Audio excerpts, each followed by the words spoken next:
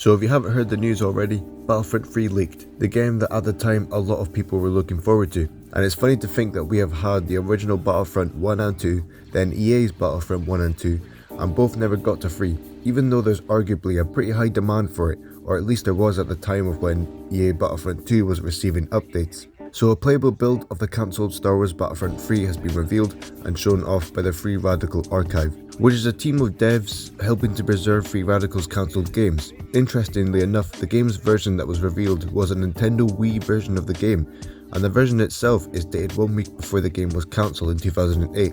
So it's really interesting to see how far they were in development, and the fact that they got the game to run on a Wii is pretty impressive as well.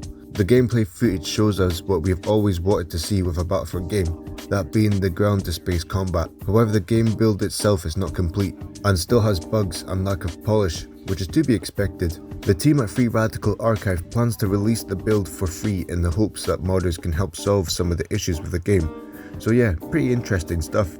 I never thought I'd be talking about a Battlefront 3 game on this channel, well, or even ever really.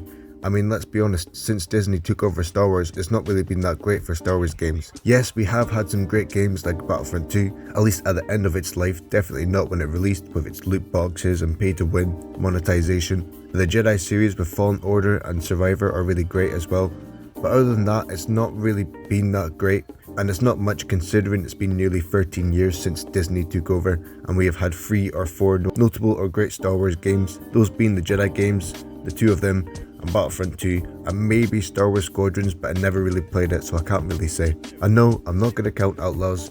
Even if you liked it, it was still a flop. I mean, where is EA's Battlefront 3? Where is the Republic Commando sequel? Why haven't we received a Mandalorian game or a Bounty Hunter game?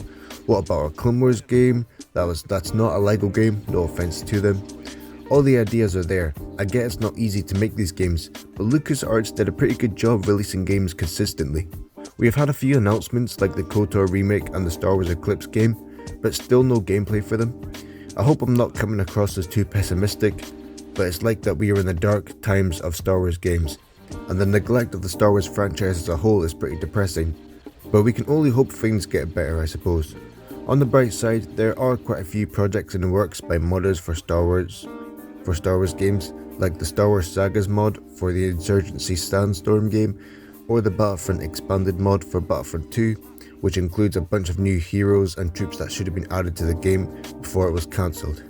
So looking forward, it does seem that there is hope for Star Wars games. It's just not going to be in the hands of a AAA company, at least for now.